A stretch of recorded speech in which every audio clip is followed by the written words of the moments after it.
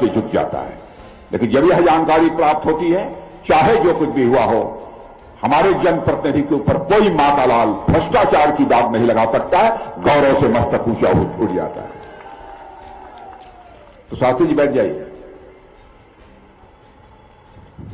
और बहनों भाइयों, जहां तक भारतीय जनता पार्टी का प्रश्न है, ज्यादा बतलाने की मुझे जरूरत नहीं है, आप सब अच्छी तरह जानते हैं।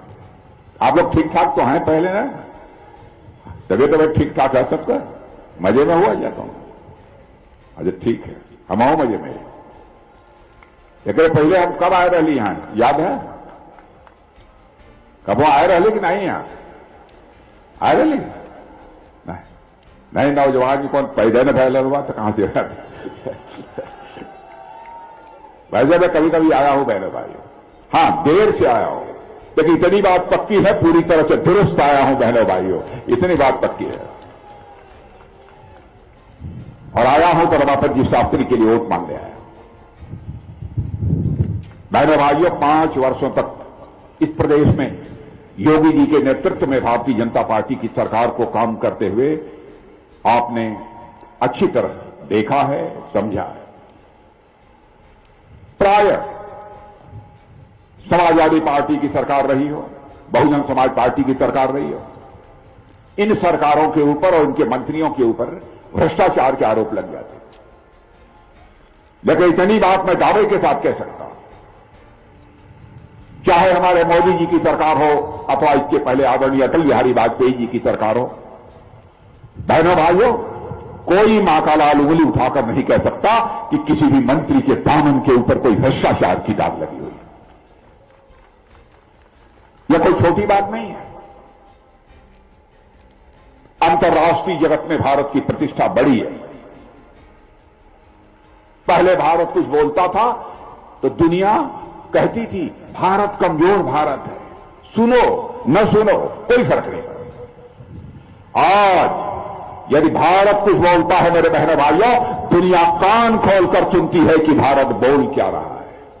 यह भारत की हैसियत बड़ी है। और हमारा भारतवासी तो इतना स्वाभिमानी है, भूखे सो सकता है, रात गुजार सकता है कई रात, लेकिन भारत के स्वाभिमान पर चोट कोई पहुंचा दे, इसे किसी भी सूरत में वह बर्दाश्त नहीं कर सकता है।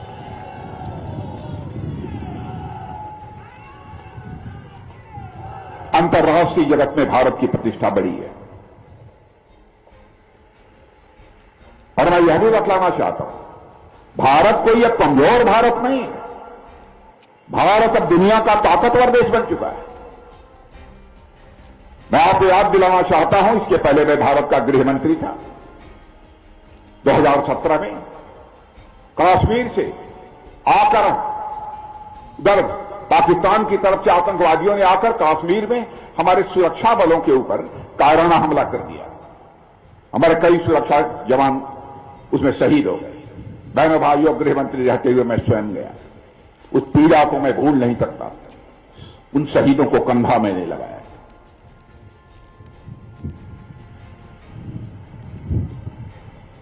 उसके बाद जब हम लौट कर आए, प्रधानमंत्री जी हम लोग बैठे 2-3 लोग, और उसके बाद चटपट हमारे प्रधानमंत्री ने फैसला कर दिया। मैंने कहा कुछ होना चाहिए, प्रधानमंत्री ने फैसला कर दिया। और उसके बाद आपने देखा कि हमारे सेना के जवानों ने पाकिस्तान की धरती पर जाकर सर्जिकल स्ट्राइक एयर स्ट्राइक करके आतंकवादी ठिकानों का सफाया कर दिया।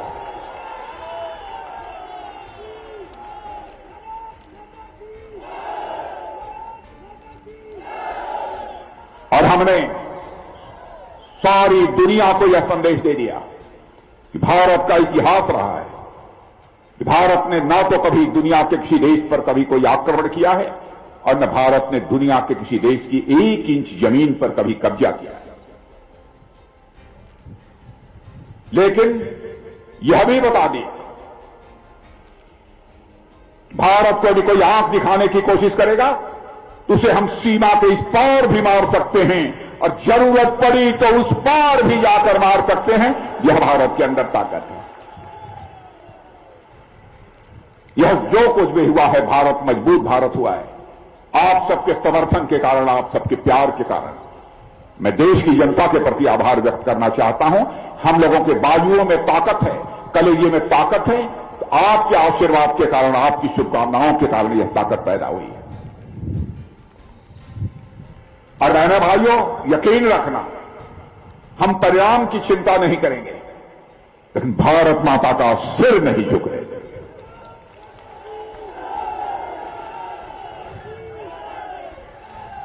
भारत आत्मनिर्भर बन रहा है। पहले छोटे छोटे बंदूक, राइफल, गोलियां हम दुनिया के दूसरे देशों से मंगाते। 209 ऐसी चीजों के बारे में मैंने पक्का कर दिया है, चाहे जो कुछ भी हो जाए, युद्ध में जिनका प्रयोग होता है, लड़ाई में जिनका प्रयोग होता है, हम दुनिया के दूसरे देशों से आयात नहीं करेंगे, बल्कि भारत की धरती पर ही भारतवासियों के हाथों से बनेगा। बहनों भाइयों, हम भारत को आत्मनिर्भर बनाना चाहते हैं। और आपको जानकारी मिली होगी, उत्तर प्रदेश में एक डिफेंस कॉरिडोर की घोषणा हमारे प्रधानमंत्री ने की है। 5 लाख करोड़ रुपया का निवेश का फैसला हुआ है। कुछ निवेश हो गया है और वहां पर अब गोली ही नहीं बनेगी बहनों भाइयों, अब तो वहां गोला बनेगा। और एक अभी फैक्ट्री का, इंडस्ट्री का मैंने शिलान्यास किया है 2-2.5 महीने पहले, आप लोगों ने अखबारों में पढ़ा होगा। ब्रह्मोस मिसाइल भी अब उत्तर प्रदेश की धरती पर बनेगी। उत्तर प्रदेश की धरती पर। अरे जय श्री राम तो बोल रहे हैं, लेकिन ब्रह्मोस मिसाइल मालूम है? ब्रह्मोस मिसाइल का नाम सुनकर हमारे दुश्मनों का कलेजा कांपने लगता है। ब्रह्मोस मिसाइल एक ऐसी मिसाइल है जो उत्तर प्रदेश की धरती पर बनेगी। बहनों भाइयों, यहां से मारोगे तो 400, 600, 800 किलोमीटर तक जाकर दुश्मन को मार सकती है। यह ताकत है ब्रह्मोस मिसाइल के अंदर। भारत को हम आत्मनिर्भर भारत बनाना चाहते हैं। यह है हमारी। और भारतीय जनता पार्टी का इतिहास रहा है, जो कहा है उसको किया है। आप राजनाथ सिंह पर मत जाइए, आप रमापत शास्त्री पर मत जाइए, आप राजा भैया पर मत जाइए। हम कुछ बोलेंगे गलत हो सकता है, लेकिन पार्टी जो बोलती है बहनों भाइयों, सोच समझकर बोलती है, और जो कहते हैं हम उसे करके दिखाते हैं। 2014 में उस समय जो इलेक्शन मैनिफेस्टो तैयार हुआ था, वह पार्टी का राष्ट्रीय अध्यक्षता मेरी ही देखरेख में तैयार हुआ है। और 2019 में भी मोदी जी ने कहा कि राजनाथ जी, आपने पिछली बार देखा, इस बार भी घोषणा पत्र तैयार करवा दी है। मेरी ही देखरेख में हुआ है। कहीं पर कोई बात थी तो मैंने कहा कि मोदी जी, क्या हम लोग इस काम को कर पाएंगे? तो उन्होंने अधिकारियों से बातचीत करवा के कहा कि राजनाथ जी, हो सकता है इसको डाल दीजिए। तो मैंने भाइयों उसको घोषणा पत्र में हम लोगों ने शामिल कर दिया। इसीलिए मैं डंके की चोट पर कहता हूं, चाहे हमारे भारतीय जनता पार्टी केंद्र का घोषणा पत्र हो, चाहे उत्तर प्रदेश का 2017 का घोषणा पत्र हो, आप उठाकर देख लेना, जो हम लोगों ने कहा है अक्षरशः उसका पालन किया है। बहनों भाइयों, हमारी कथनी और करनी में कोई अंतर नहीं रहा है। आजाद भारत के इतिहास में नेताओं ने कहा बहुत कुछ, आंशिक रूप से भी यदि पूरा कर दिया होता तो हमारा भारत आज दुनिया का सबसे ताकतवर देश बन गया होता, कई साल पहले ही बन गया होता।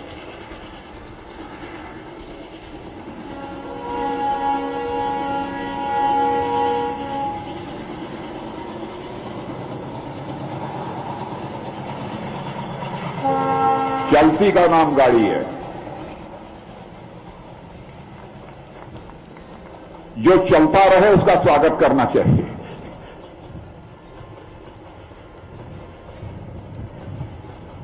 और देखिए, अब ये गाड़ी जा रही है ना, मैं आप लोगों को बतला दूं, पहले मेट्रो जो थी दिल्ली में हुआ करती,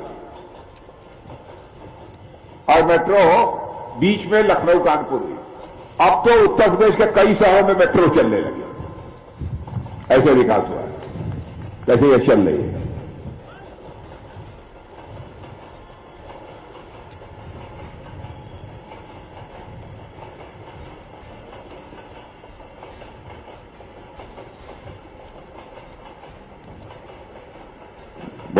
गाड़ी निकल गई। बोलिए रमापति शास्त्री जिंदाबाद।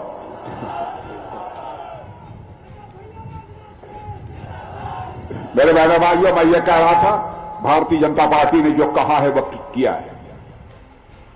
आप सारी राजनीतिक पार्टियों के इतिहास के पन्ने को पलट कर देखिए। ये लोग कहते बहुत कुछ हैं, करते कुछ नहीं है। नेताओं के कहने और करने में अंतर होने के कारण ही भारत की राजनीति और भारत के नेताओं पर से जनता का विश्वास कम हुआ है, विश्वास का संकट गहरा हुआ है।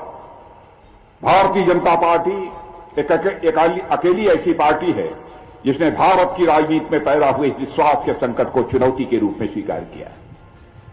जो हम कहेंगे करके दिखाएंगे। कहा था ना, बहुमत आ जाएगा संसद में, उस दिन चुटकी बजाकर धारा 370 समाप्त कर देंगे जम्मू कश्मीर की, और बहनों भाइयों करके दिखा दिया।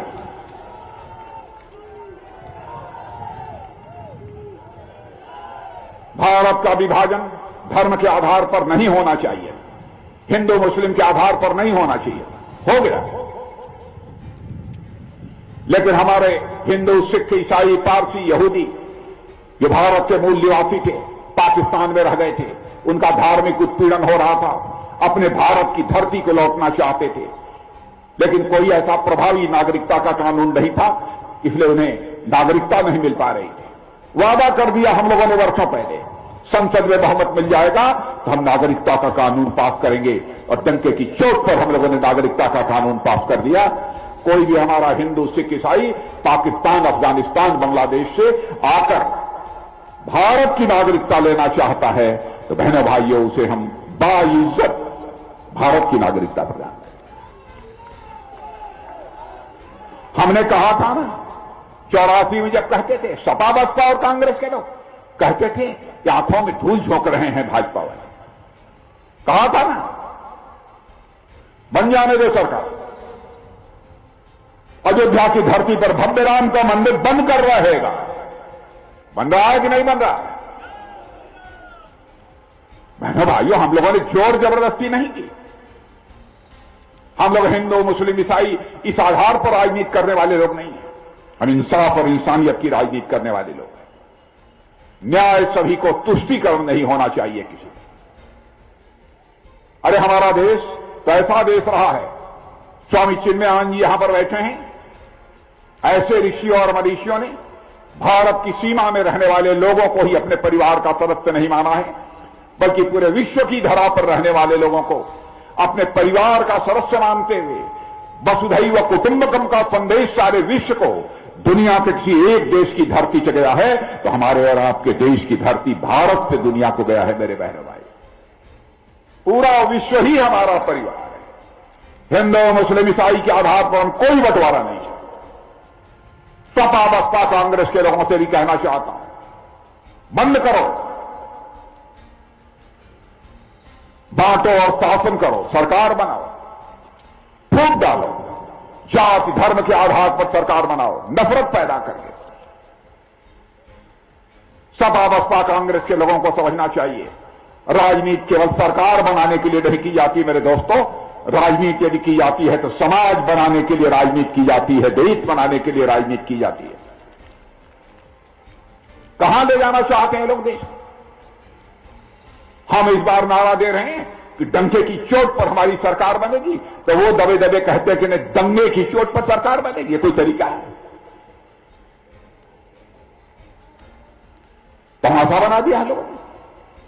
कहने को समाजवादी हैं, लेकिन समाजवाद इन्हें छू तक नहीं गया। समाजवादी वह होता है जो जनता को भय और भूख दोनों से छुटकारा दिला सके। भय से छुटकारा दिलाया है हमारे योगी जी ने, और भूख से छुटकारा दिलाया है तुम्हारे मोदी जी ने। क्या यह सच नहीं है? कोरोना का संकट था, काम धाम बंद हो गए थे लॉकडाउन के कारण। उस समय से लेकर आज तक महीने में 2-2 बार मुफ्त राशन मिल रहा है कि नहीं मिल रहा है, मैं आप लोगों से पूछना चाहता हूं। तो सच्चा समाजवादी कौन हुआ? असली हम हैं, नकली वो है। भय और भूख का समाधान जो करे वही सच्चा समाजवादी है। क्या करना चाहते हैं लोग? बहनों भाइयों, आप कल्पना करिए, सोचा था कि कोई प्रधानमंत्री आएगा और ये कहेगा गरीब माताओं बहनों को घर से बाहर न जाना पड़े, उनकी भी इज्जत होती है, घर में शौचालय बनाओ। कोई प्रधानमंत्री सोचेगा? कल्पना नहीं कर सकता। हर घर घर में गैस सिलेंडर होना चाहिए ताकि गरीब और मध्यम वर्गीय परिवार की माताओं बहनों को भी लकड़ी जलाकर, अंगीठी जलाकर, धुएं में आंखों से पानी चलता रहे, भोजन बनाने की नौबत ना आए। इसलिए गैस सिलेंडर तो सोचा था। और मैं यह भी बताना चाहता हूं, इस बार सरकार बन गई, होली और दिवाली पर एक एक गैस सिलेंडर यानी हर साल 2 गैस सिलेंडर मुफ्त में आपको मुहैया कराया जाएगा।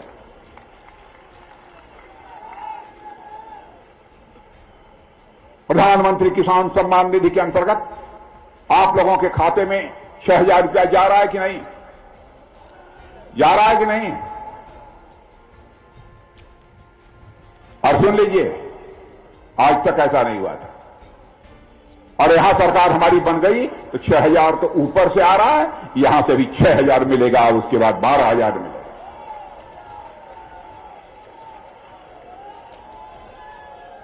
अरे इतना में तो काम चल जाएगा ना, पान पत्ता चल जाएगा। हाँ, लगे बीड़ी तंबाकू मत पीने लगिएगा। 12,000 मिलेगा। गरीबों की चिंता किसने की है? मैं आपसे पूछना चाहता हूं, आप जवाब दीजिए। भूख की चिंता किसने की है? तो बहनों भाइयों, वोट तो इनको मिलना चाहिए। वो क्यों मांग रहे हैं? उनसे पूछिए आप वोट क्यों मांग रहे हैं, और कह दीजिए आप अपने को समाजवादी कहना छोड़ दीजिए। क्या समाजवादी है? और हम लोगों ने यह भी तय किया है, हर लड़की को स्कूटी देंगे। क्या है, 12वीं या कितना है, कितने का स्कूटी देने का जो फैसला किया, 12वीं के बाद ग्रेजुएशन में स्कूटी देंगे हर लड़की को। आई लड़के क्या सोच रहे हैं कि हमको नहीं मिलेगा, नहीं बजा रहे हैं। नहीं यार, तुम तो नौजवान हो, दौड़ के जा सकते हो, कोई बात नहीं। महिलाओं की इज्जत हमारे यहां कहा गया है, यत्र नार्यास्तु पूजन्ते तत्र देवाः रमन्ते। जहां नारियों की पूजा होती है वहीं देवता रमण करते हैं। यह सोच भारतीय जनता पार्टी के पास ही हो सकती है, दूसरे लोगों के पास नहीं। इसीलिए हम लोगों ने नारी का भी सशक्तिकरण होना चाहिए, महिलाओं का भी सशक्तिकरण होना चाहिए। इसीलिए हम लोगों ने फैसला किया, आर्मी में भी अब महिलाएं अधिकारी बन सकती हैं, सेना की जवान बन सकती हैं, क्योंकि उनके शौर्य और पराक्रम को हमने देखा है, प्रत्यक्ष आंखों से देखा है। बन सकती हैं, इसलिए उनके लिए भी खोल दिया है। कई ऐसी योजनाएं हम लोगों ने प्रारंभ की है। तो और सब तो आप लोग ठीक ठाक हैं, वोट दे देंगे कि नहीं देंगे? पूरा जोर। नहीं तो मैं समझता हूं ज्यादा बोलने वाले की जरूरत नहीं है, आप लोग तो मन बना के बैठे हैं। हम अनावश्यक काहे को अपना गला खराब करें? क्यों भैया, ठीक है ना? अरे शास्त्री जी बहुत पुराने मित्र हैं हमारे, शास्त्री जी बहुत पुराने मित्र हैं हमारे। ये मैं सच बतलाऊं आपको, ऐसे ही नहीं कह रहा हूं, बहुत कमाल का काम हुआ है। एक जानकारी आपको देता हूं, जैसे इंटरनेशनल एयरपोर्ट जेवर का नाम सुना है? नोएडा के पास है जेवर इंटरनेशनल एयरपोर्ट बना है। जब मैं मुख्यमंत्री था उस समय इसका कंसेप्ट दिया था, थोड़ा मैंने प्रयत्न किया था, लेकिन बाद में इतना ध्यान नहीं दिया गया। इस काम को पूरा किया तो योगी जी ने पूरा किया और मोदी जी के आशीर्वाद से पूरा किया। जानते हैं, ध्यान से सुन लीजिएगा ताकि बात समझ में आ जाए। आप समझेंगे जैसे सब एयरपोर्ट होते हैं वैसे वो भी एयरपोर्ट होगा। बहनों भाइयों, पहले हमारे यहां आने वाली विदेशों से जो हवाई जहाज आती थी, एरोप्लेन आती थी, और हमारी एरोप्लेन 85% एरोप्लेन सर्विसिंग और मेंटेनेंस के लिए करोड़ों रुपया खर्च होते हैं। सर्विसिंग और मेंटेनेंस के लिए दुनिया के दूसरे देशों में जाती थी, हजारों किलोमीटर दूर। अब चाहे भारत की हवाई जहाज हो, चाहे विदेशी हवाई जहाज हो, यदि यहां आती है तो यही उत्तर प्रदेश की धरती जेवर में उनकी सर्विसिंग और मेंटेनेंस का काम होगा बहनों भाइयों, यह करिश्माई काम किया, यह काम हुआ। यह कोई छोटी बात नहीं है। इसलिए मैंने कहा हाईवे वाईवे जो बने हैं तो बनेंगे। अब ब्लॉक हेडक्वार्टर तक 2 लेन की सड़क बन गई है, बनी है कि नहीं है? तहसील हेडक्वार्टर तक बन गई है कि नहीं है? सड़कों को भी पक्की, गांवों को भी पक्की सड़कों से जोड़ने का काम हो गया है कि नहीं हुआ? अब सब कुछ हो गया। पहले हम लोग कहते थे तो लोग सोचते थे कि ये भाजपा वाले मूर्ख बना रहे। बहनों भाइयों, हम लोग किसी को मूर्ख नहीं बनाते, किसी की आंखों में धूल नहीं झोंकते।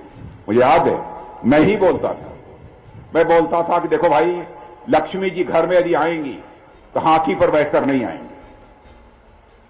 मैं कहता था उस समय, लक्ष्मी जी घर में आएंगी तो साइकिल चलाते हुए लक्ष्मी जी नहीं आएंगी, और लक्ष्मी जी घर में आएंगी तो हाथ हिलाते हुए नहीं आएंगे। आ गई आ गई आ गई, आती हैं, आती हैं हाथी में बैठ के, साइकिल में बैठकर तो नहीं आती। घर में लक्ष्मी जी आती हैं बहनों भाइयों तो कमल के फूल पर बैठकर आती है।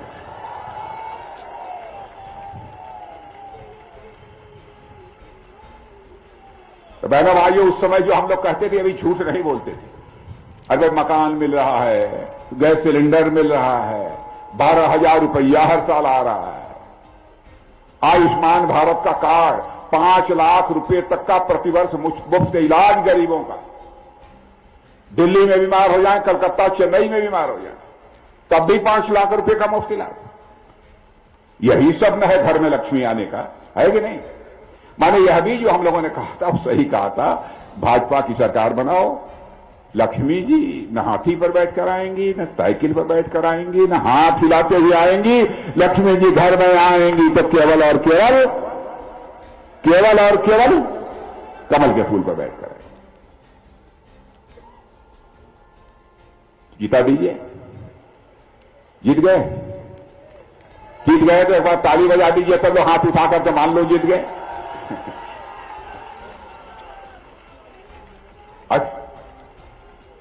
अरे भैया, मतदान करना चाहे जलपान जो आधी रात को करना, मतदान करना, ये तो नारा है, ये तो सही बात है, लेकिन कौन मानता है? जिसको भूख लगेगी वो मतदान देखेगा।